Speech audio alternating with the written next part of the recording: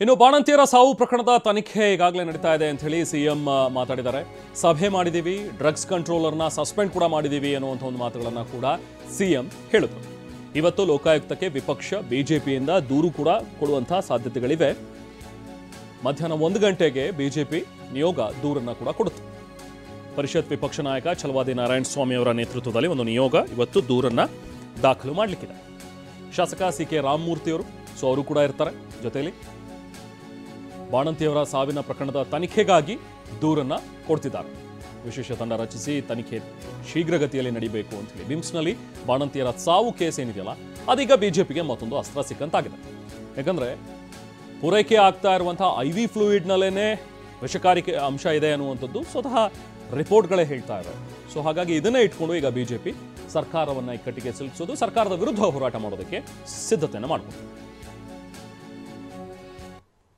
ಯಾಕೆ ಸತ್ತಿರೋದು ಅಂತಕ್ಕಂಥದ್ದು ನೋಡಬೇಕಲ್ಲ.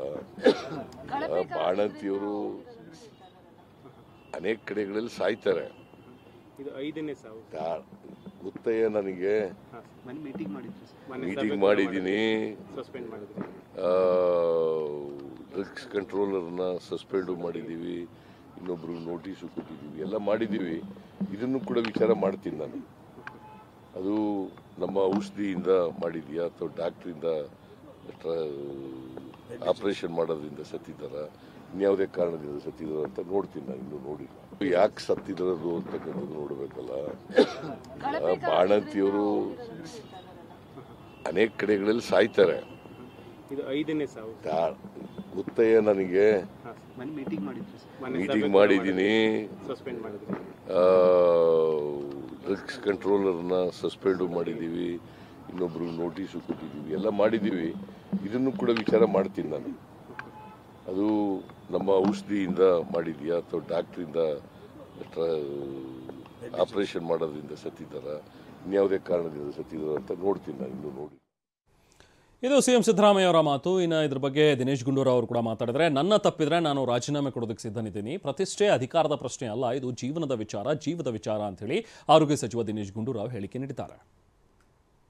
ಆಯಿತು, ನನ್ನ ತಪ್ಪಾಗಿದೆ, ನಾನು ರಾಜೀನಾಮೆ ಕೊಡೋಕೆ ರೆಡಿ ಇದ್ದೀನಿ. ನಮ್ದೇನು ಅದರಲ್ಲೇನು ತಕರಾರಿಲ್ಲ. ಯಾಕಂದರೆ ಇದು ಯಾವುದೊಬ್ಬ ಪ್ರತಿಷ್ಠೆ ಪ್ರಶ್ನೆ ಅಲ್ಲ, ಅಧಿಕಾರದ ಪ್ರಶ್ನೆ ಅಲ್ಲ. ಇದು ಜನರ ಒಂದು ಬದುಕು, ಜನರ ಜೀವದ ಪ್ರಶ್ನೆ ಇದ್ದಾಗ ಇದು ನಾನು ಅವರು ಅದು ಮುಖ್ಯ ಅಲ್ಲ. ನನ್ನನ್ನು ರಾಜೀನಾಮೆ ಕೊಡಿಸ್ಬಿಟ್ಟು ಎಲ್ಲ ಸರಿಪಡಿಸ್ಕೊಂಡ್ಬಿಡ್ತೀವಿ ಅಂತ ಅದಕ್ಕೂ ನಾವು ರೆಡಿ. ಏನು ಅದರಲ್ಲೇನು ಸಮಸ್ಯೆ ಏನಿಲ್ಲ. ಆದರೆ ನಾವು ಇದನ್ನು ಖಂಡಿತವಾಗಿಯೂ ಭಾಳ ಗಂಭೀರವಾಗಿ ತಗೊಂಡಿದ್ದೇವೆ ಮತ್ತು ಇದನ್ನು ಏನೇನೋ ಕಾನೂನು ಕ್ರಮಗಳು, ಮುಂದೆ ಸುಧಾರಣೆಗಳು, ಕೇಂದ್ರದ ಡ್ರಗ್ ಕಂಟ್ರೋಲ್ ಕೂಡ ನಾವು ಪತ್ರ ಬರೆದಿದ್ದೇವೆ. ಯಾಕೆ ನಿಮ್ಮ ಲ್ಯಾಬ್ಗಳು ನಾವು ಫೇಲ್ ಮಾಡಿದ್ದನ್ನು ಡ್ರಗ್ಗನ್ನು ಎತ್ತಿಡಿತಾ ಇದೆ ಅಂತ ನಾವು ಅವ್ರಿಗೂ ಪತ್ರ ಬರೆದಿದ್ದೀವಿ. ಮತ್ತು ಇದಕ್ಕೇನು ಮುಂದೆ ಕ್ರಮ ತಗೋಬೇಕು. ಈಗ ನಾವು ಫೇಲ್ ಆಗುತ್ತೆ ಅಂತ ಹೇಳ್ತೀವಿ, ನೀವು ಪಾಸ್ ಆಗುತ್ತೆ ಅಂತ ಹೇಳ್ತಾರೆ. ಮುಂದೆ ನಾವೇನು ಮಾಡಬೇಕು? ಆ ಕಂಪನಿನ ಬ್ಲ್ಯಾಕ್ ಲಿಸ್ಟು ಮಾಡೋಕ್ಕಾಗಲ್ಲ, ಆ ಮೆಟೀರಿಯಲ್ ರಿಜೆಕ್ಟು ಮಾಡೋಕ್ಕಾಗಲ್ಲ. ಯಾಕೆಂದರೆ ಅವ್ರಿಗೆ ಕೋರ್ಟ್ ಮುಂದೆ ನಮ್ಮ ಸರಿ ಇದೆ ಅಂತ ಹೇಳಿದೆ ಅಂತ ಹೇಳ್ತಾರೆ. ಮುಂದೇನೇ ಕ್ರಮ ಏನು? ಅದೇ ಹೊಣೆಗಾರಿಕೆ ಯಾರು? ಸೊ ಇದಕ್ಕೆ ಇನ್ನೊಂದು ಥರ್ಡ್ ಪಾರ್ಟಿ ಬೇಕಾಗ್ತದೆ. ಸೊ ಇಂಥದಕ್ಕೆಲ್ಲ ಉತ್ತರಗಳು ಬೇಕು. ಆ ಉತ್ತರಗಳನ್ನು ತರ್ತಕ್ಕಂಥದ್ದೇ ನಮ್ಮ ಮುಂದೆ ನಮ್ಮ ಮಾಡಬೇಕಂತ. ಆಯಿತು, ನನ್ನ ತಪ್ಪಾಗಿದೆ, ನಾನು ರಾಜೀನಾಮೆ ಕೊಡೋಕೆ ರೆಡಿ ಇದ್ದೀನಿ. ನಮ್ದು ಇನ್ನು ಈ ವಿಚಾರಕ್ಕೆ ಸಂಬಂಧಪಟ್ಟಂತೆ ಸಚಿವರಾಗಿರುವಂತಹ ಶರಣ ಪ್ರಕಾಶ್ ಪಾಟೀಲ್ ಅವರು ಕೂಡ ಮಾತಾಡಿದರೆ, ಸ್ಯಾಂಪಲ್ಸ್ ಅನ್ನ ಲ್ಯಾಬ್ಗೆ ಕಳುಹಿಸಲಾಗಿದೆ, ಆ ವರದಿ ಬರಲಿ, ಆ ವರದಿ ಬಂದ ತಕ್ಷಣವೇ ನಾವು ಕ್ರಮ ಕೈಗೊಳ್ತೀವಿ ಅಂತ ಹೇಳಿ ಮಾತಾಡಿದ್ದಾರೆ. ಬೆಂಗಳೂರಿನಲ್ಲಿ ಸಚಿವ ಶರಣ ಪ್ರಕಾಶ್ ಪಾಟೀಲ್ ಕೊಟ್ಟಿರುವಂತಹ ಹೇಳಿಕೆ. ಆರೋಗ್ಯ ಸಚಿವರು ಕೂಡ ಇದರ ಬಗ್ಗೆ ಒಂದು ಸ್ಟೇಟ್ಮೆಂಟ್ ಕೊಟ್ಟಿದ್ದಾರೆ. ಆ ರಿಂಗರ್ ಲ್ಯಾಕ್ಟೇಟ್ ಇಂದ ಆಗಿರ್ಬೋದು ಅಂತಕ್ಕಂಥದ್ದೇನು ಅನುಮಾನ ಇತ್ತಲ್ಲ, ಅದು ಟೆಸ್ಟಿಗೆ ಲ್ಯಾಬಿಗೆ ಕಳಿಸ್ತಾ ಇದ್ದಾರೆ. ಹಾಗಾಗಿ ಅದು ಬಂದ ಮೇಲೆ they will take appropriate action. ಮುಂಚೆ ಸ್ಪೆಸಿಫಿಕ್ ಟೆಸ್ಟಿಗೆ ಕಳಿಸಿದ್ರು.